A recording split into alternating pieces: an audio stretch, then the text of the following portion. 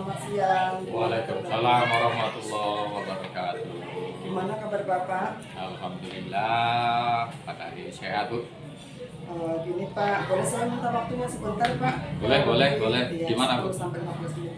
Begini Pak, saya kan dapat tugas di pendidikan bergerak. Nah, di situ saya disuruh untuk membuat demonstrasi kontekstual modul 3.1, yaitu berkaitan dengan pengambilan keputusan berbasis nilai-nilai kebajikan sebagai pemimpin. Nah, sebelum saya bertanya nih Pak, saya mau ajukan pertanyaan dulu, nggak apa-apa ya Pak ya? Boleh silakan. Ya, begini Pak, apa selama Bapak selama menjadi kepala sekolah pernah tidak Pak mengalami kasus dilema etika atau rujukan moral Pak? Baik. Selama kami menjadi kepala sekolah ada tentang masalah nilai dilema itu, tapi istilahnya itu hanya terjadi beberapa saat atau enggak sering sih. Jadi artinya itu memang perlu banget diselesaikan dengan baik-baik. Jadi artinya memang betul ada, namun bukan merupakan keseringan enggak. Dia ada kadang-kadang aja. Oh iya Pak, oke Pak. Jadi langsung mulai pertanyaannya ya Pak ya? Boleh silakan Bu. Yang pertama Pak, jadi selama Bapak menjadi kepala sekolah, bagaimana Bapak itu dapat mengidentifikasi kasus-kasus yang merupakan dilema etika atau rujukan moral Pak? Baik. Dalam menyelesaikan masalah tentang masalah yang moral atau dilema itu, tentunya kami selaku kepala sekolah mengambil informasi dulu, informasi yang baik itu data yang diterima dan kami mengamati langsung itu merupakan kenyataan atau tidak. Nah, dengan demikian kita memastikan kalau memang itu merupakan real atau nyata ya kita selesaikan dengan baik-baik. Ya, Pak. Jadi kemudian ya Pak ya, pertanyaan selanjutnya, selama Bapak menjadi kepala sekolah, bagaimana cara Bapak menjalankan pengambilan keputusan di sekolah Bapak, terutama untuk kasus-kasus di mana ada dua kepentingan yang sama-sama benar atau sama-sama mengandung nilai kebajikan? Baik. Cara pengambilan kasus itu tentunya kita harus didiskusikan dulu.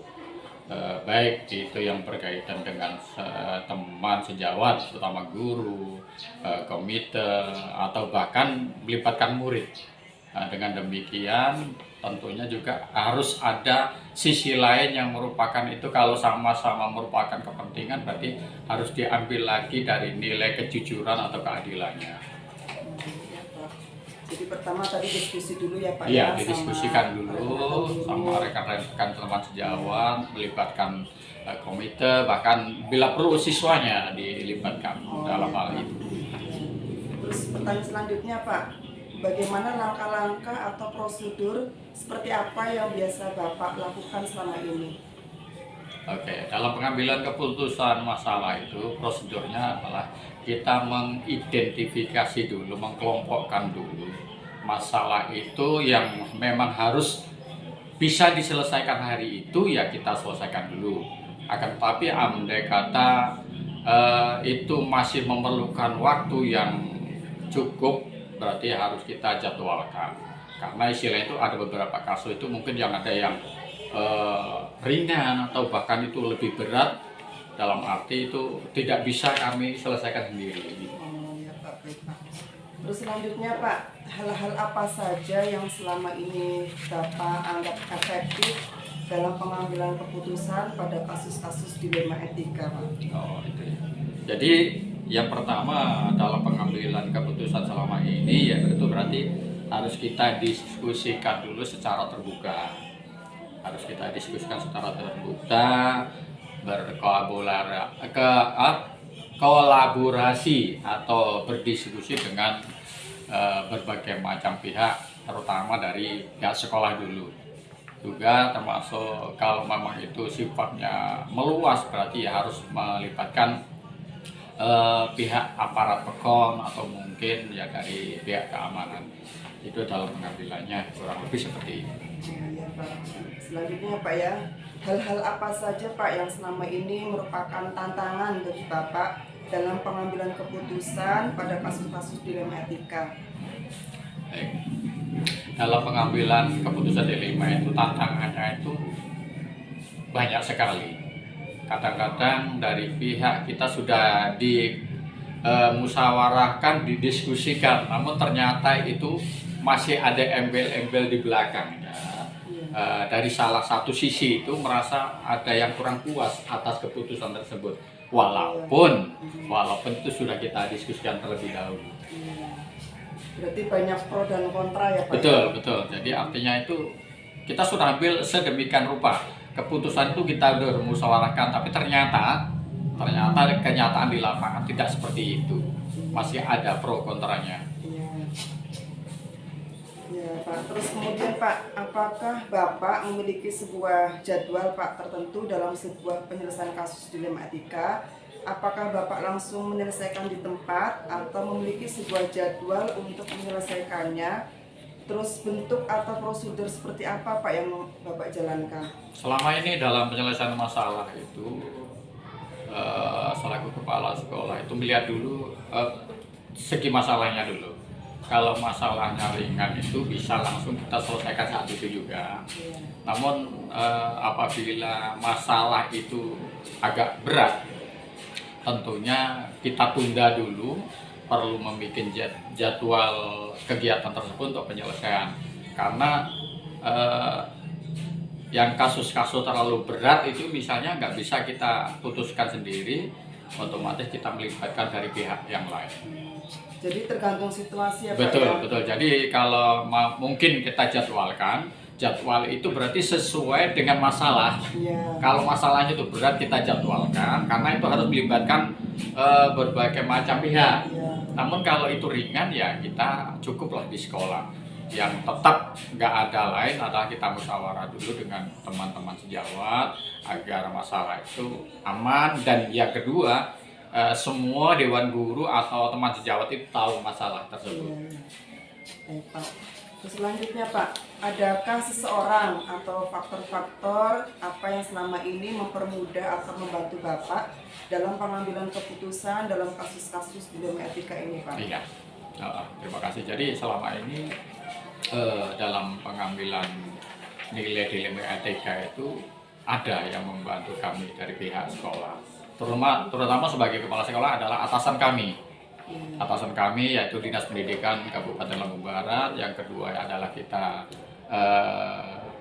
komite. Karena komite adalah merupakan mitra sekolah dari berbagai masalah. Pertama tentang masalah bangunan juga, tentang masalah kondisi sekolah, tentang masalah keamanan sekolah, tentang masalah kenyamanan anak-anak dalam belajar mengajar. Jadi tetap ada yang pelindung kami. Dan yang kasusnya kira-kira sifatnya hampir mirip-mirip kriminal atau ini, berarti kita melibatkan unsur keamanan. Mungkin dari keluarga Pak ada yang membantu atau dukungan moral gitu Pak? Ada.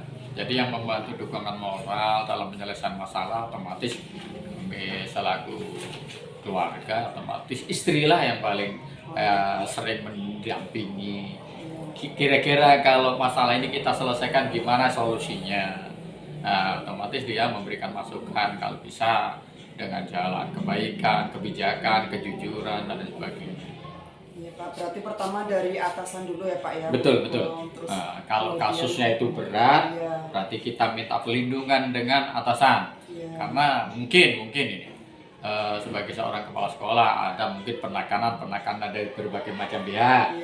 Enggak mungkin istilahnya itu langsung kamu curhat dengan guru. Karena kepala sekolah itu pelindungnya adalah Dinas Pendidikan dan Kabupaten Lampung Barat.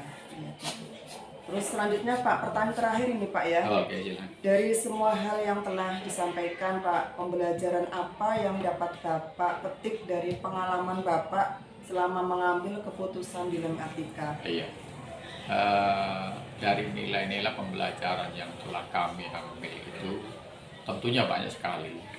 Jadi dalam pengambilan keputusan itu setelah saya ambil kesimpulan, intinya adalah tidak ada lain, kita tetap memfokuskan atas azas kekeluargaan, musyawarah, Karena dengan hasil musyawarah itu otomatis semua pihak itu ikut mengerti dan ikut bertanggung jawab atas keputusan tersebut. Meskipun masih ada dilema, masih ada masalah dari berbagai macam pihak atau konflik yang nggak sama gitu.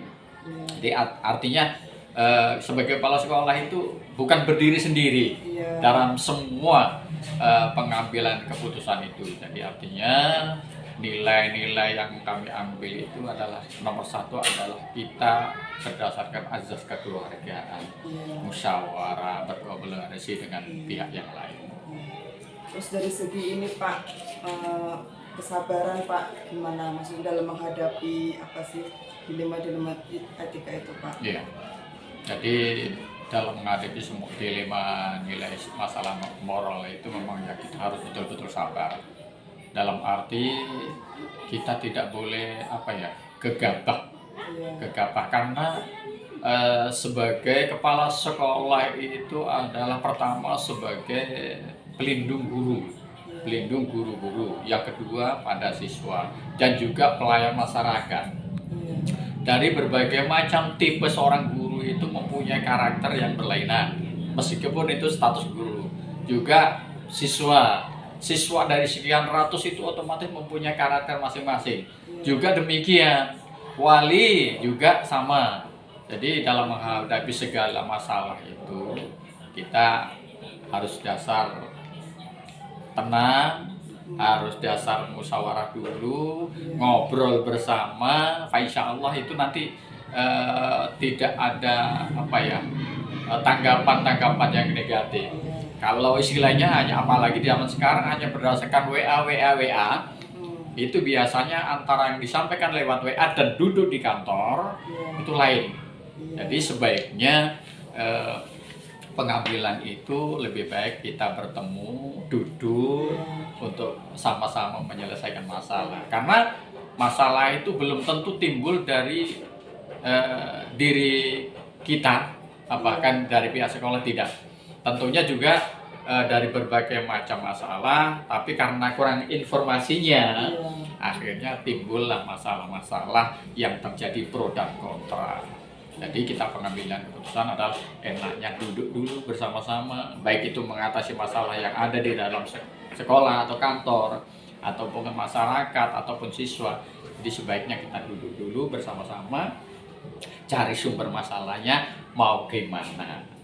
Itu pendapat saya seperti itu. Iya, terus satu lagi nih Pak, berarti ya Bapak insya Allah bisa mengontrol emosi ya Pak ya selama dalam menyelesaikan masalah itu. Insya Allah.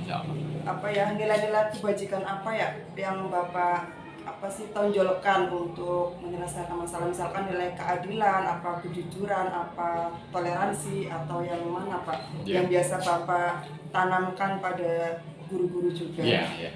Jadi dalam pengambilan nilai-nilai tersebut, kebijakan-kebijakan yang saya ambil itu nomor satu adalah atas dasar musyawarah dulu. Nomor satu itu.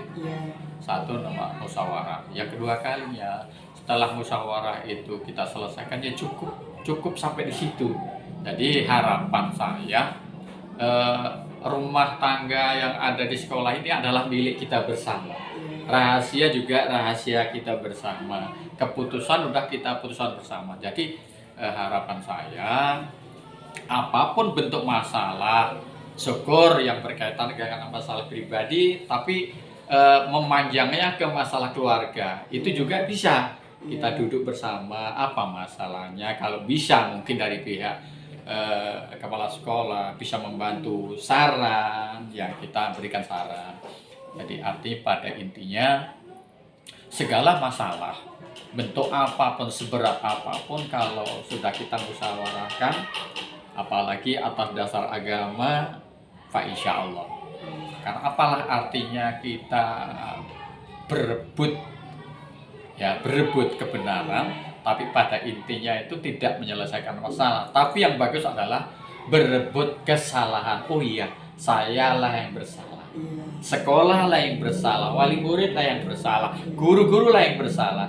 Dengan demikian, kalau sudah sama-sama mengakui salah, kekurangan masing-masing, tidak akan timbul masalah-masalah di belakangnya. Iya Pak.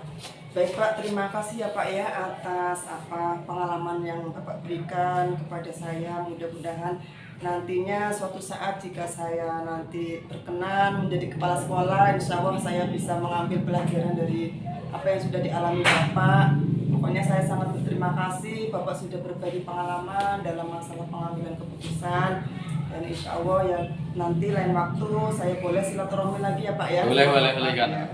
Oke, terima kasih Bu. Ya, Jadi sama-sama. hanya doa yang kami sampaikan, kami panjatkan pada Tuhan, mudah-mudahan setelah selesainya Ibu sebagai guru penggerak, harapan yang Bapak inginkan adalah bisa merubah sekolah ini, baik itu di bidang kesejahteraan sekolah, kebaikan sekolah, terutama pada anak-anak didiknya. Mudah-mudahan atas dasar panggilan nurani kita sebagai seorang guru, itu betul-betul dasarnya, kalau itu nggak ada lain hanya kepada Allah Subhanahu wa Ta'ala. Mudah-mudahan selesainya Ibu melaksanakan ikut pembelajaran untuk guru penggerak ini, mudah-mudahan membawa keberkahan khususnya bagi pribadi Ibu Yuli dan keluarga dan umumnya bagi sekolah ini. Iya Pak, terima kasih banyak ya Pak ya. Sama-sama. Atas waktunya. Saya akhiri dulu Pak. Ya. Assalamualaikum warahmatullahi wabarakatuh. Waalaikumsalam warahmatullahi wabarakatuh.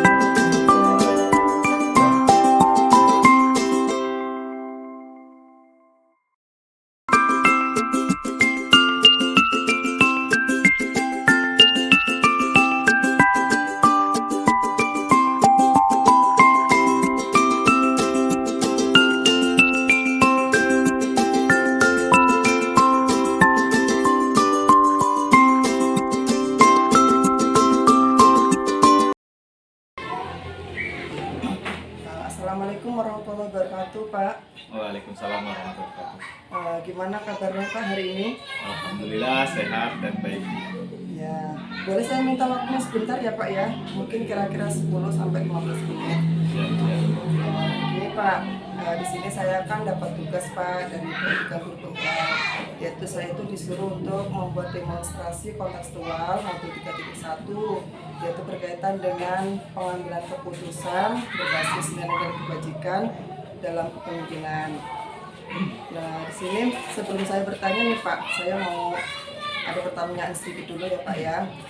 Selama Bapak menjadi kepala sekolah, kira-kira Bapak pernah tidak mengalami dilema etika atau rujukan moral selama Bapak jadi kepala sekolah? Untuk selama menjadi kepala sekolah pasti ada dilema etika, itu pasti ada di dalam lingkungan sekolah. Iya, mungkin apa sama guru, apa sama siswa, atau sama wali murid itu Pak? Baik itu dengan guru, kaitannya antara guru, kemudian siswa dengan guru, atau antara siswa. Baik Pak, berarti pernah Pak ya, intinya pernah mengalami dilema etika. Mulai Pak ya, pertanyaan yang pertama, selama ini nih Pak, bagaimana Bapak dapat mengidentifikasi kasus-kasus yang merupakan dilema etika atau rujukan moral Pak? Selama ini yang saya lakukan apabila terjadi di sekolah ya dilema etika, baik itu antara guru atau guru dengan siswa atau siswa dengan siswa, biasanya saya akan mengamati terlebih dahulu permasalahan dilema etikanya itu seperti apa.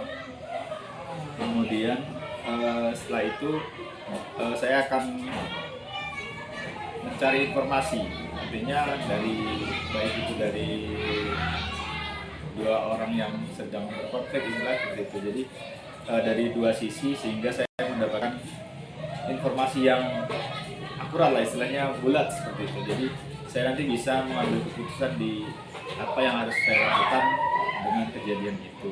Kemudian setelah saya sudah mendapatkan informasi, saya akan melakukan diskusi pemangku kepentingan istilahnya yang memang kompeten dengan apa yang memang berkaitan dengan dilema etika tersebut.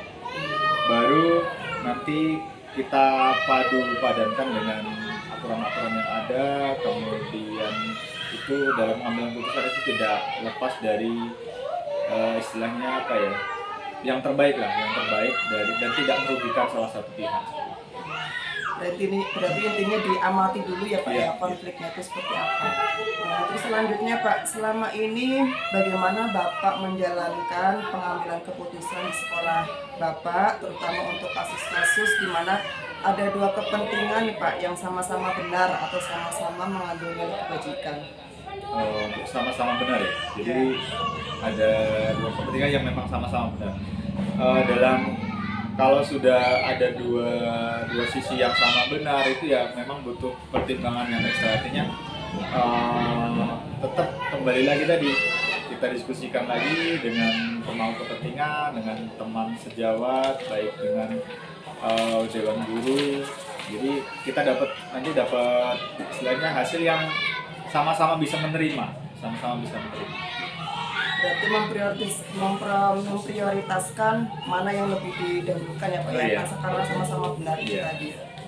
Ya Pak, selanjutnya Pak, hal-hal apa saja yang selama ini Bapak anggap efektif dalam pengambilan keputusan pada kasus dilema etika ini Pak?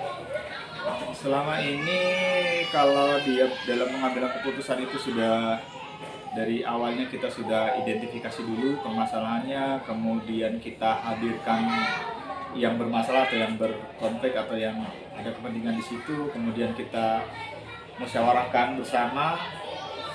Sejauh ini hasilnya ya semuanya bisa menerima dan artinya kalau semua bisa menerima ya konflik itu tidak terjadi. Intinya berarti didiskusikan dulu ya secara terbuka.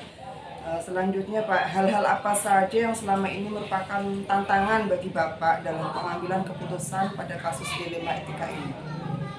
Tantangan dalam menyelesaikan kasus dilema etika ini ya salah satunya tadi ada sama-sama benar sehingga kita kan harus benar-benar apa ya istilahnya memilih yang pas lah, yang pas dan memang lebih benar. Artinya sebenarnya sama-sama benar itu juga belum tentu benar sepenuhnya, dua-duanya benar sepenuhnya gitu. Jadi tetap seperti itu. Jadi nanti hasilnya itu tidak ada yang merasa dirugikan. Ya. Terus selanjutnya Pak, apakah Bapak memiliki sebuah jadwal tertentu dalam sebuah menyelesaikan kasus dilema etika? Apakah Bapak langsung menyelesaikan di tempat atau memiliki sebuah jadwal untuk menyelesaikannya? Terus bentuk atau prosedur seperti apa yang Bapak jalankan? Kalau dalam ini ya istilahnya kalau prosedur dalam penyelesaian dilema etika itu mungkin kalau tidak ada laporan kita lebih mencari, atau kalau bahasanya itu apa ya ya kita mencari istilahnya kita tanya dengan guru gimana, ada permasalahan atau tidak dan sebagainya. Jadi bukan berarti tidak ada laporan dari guru tidak ada masalah dilema etika di kelas. Jadi di kelas baik ya intinya permasalahan lah seperti itu. Jadi kemudian itu kalau tidak ada, artinya kalau tidak ada yang laporan kita yang mencari. Tetapi kalau ada yang laporan yang pastinya kita cek lagi tadi seperti tadi, kita cek dulu permasalahannya seperti apa, kemudian kita datangkan kedua belah pihak, kemudian setelah itu kita diskusikan dengan teman sejawat bagaimana solusinya dan tidak terhindar dari istilahnya tidak tetap berpatokan dengan aturan. Jadi serumit apapun permasalahannya tetap kembali ke aturan yang ada. Jadi kalau sudah kembali ke aturan, insya Allah ya tidak ada permasalahan seperti itu, Pak. Terus untuk masalah jadwal apa penyelesaiannya tadi kan ada apa ya pertanyaan, apa ada jadwal tersendiri itu Pak untuk menyelesaikan masalah tersebut? Kalau jadwal tersendiri tidak ada jadwal tersendiri, artinya ya tergantung permasalahan itu harus segera diselesaikan atau memang masih bisa di belakangkan, artinya ya skala prioritas karena kan kalau kita nggak memprioritaskan yang lebih harus segera diselesaikan, yang harus segera diselesaikan ya diselesaikan duluan. Kalau memang yang masih bisa ditunda ya kita tunda. Oh iya, berarti tergantung situasi apa ya, tergantung masalahnya apa harus segera diselesaikan, apa menunggu apa informasi dari yang lain. Terus selanjutnya Pak, adakah seseorang atau faktor apa yang selama ini mempermudah atau membantu Bapak dalam pengambilan keputusan dalam kasus dilema etika? Maksudnya orang yang membantu ya, yang atau membantu. faktor yang lain yang bisa membantu. Yang pasti kalau ada permasalahan dilema etika itu nggak bisa diselesaikan sendiri ya, artinya nggak bisa terus kita langsung memutuskan seperti ini dan sebagainya, karena setiap permasalahan itu pasti berbeda, walaupun mirip tapi tetap tidak sama, artinya tetap harus ada pertimbangan-pertimbangan yang memang menjadikan hasil keputusan itu memang baik untuk semua, artinya untuk warga sekolah itu tidak, ya istilahnya baik untuk semua warga sekolah. Kalau bisa disebutkan Pak, siapa misalkan yang biasa Bapak minta bantuan untuk menyelesaikan masalah? Yang pasti teman yang memang pernah menjadi kepala sekolah itu yang utama, otomatis dia punya pengalaman juga tersendiri terkait dengan penyelesaian kasus-kasus masalah dilema etikanya. Ya dia punya pengalaman khusus lah. Lalu teman sejawat yang memang dirasa dia juga sudah, terutama biasanya usia itu menentukan kematangan dalam penyelesaian keputusan, karena dia ya lebih pengalamannya lebih banyak seperti itu. Berarti ya teman yang bisa, intinya bisa dipercaya lah Pak ya, yang biasa pernah mengalami hal-hal seperti itu. Terus selanjutnya nih Pak, dari semua hal yang telah disampaikan, pembelajaran apa yang Bapak petik dari pengalaman Bapak selama mengambil keputusan dilema etika Pak? Pengalaman yang dapat saya petik ini ya seperti itu. Jadi semua permasalahan itu pasti ada solusinya, pasti ada penyelesaiannya. Jadi tidak ada permasalahan yang tidak ada solusinya, tergantung kita bagaimana bisa mencari sumber-sumber yang memang bisa membantu kita dalam penyelesaian masalah dilema etika itu. Ya. Pertanyaan terakhir nih Pak, kira-kira nih menurut Bapak nilai-nilai kebajikan apa Pak yang Bapak tanamkan kepada guru-guru dalam penyelesaian masalah dilema etika, misalkan dari nilai-nilai kebajikan, kejujuran atau loyalitas atau integritas atau toleransi gitu Pak? Loyalitas, integritas, kejujuran, toleransi itu kan memang sudah jadi sesuatu yang memang harus dikerjakan, harus dilaksanakan. Terus kembali ke aturan. Ya saya selalu memotivasi kepada teman-teman guru, kemudian rekan-rekan kepala sekolah dalam sebuah penyelesaian masalah itu tidak lepas dari musyawarah. Artinya tidak bisa kita itu menyelesaikan dengan sendiri. Jadi agar supaya hasilnya itu memang benar-benar pas gitu. Artinya tidak menguntungkan salah satu pihak dan lain sebagainya.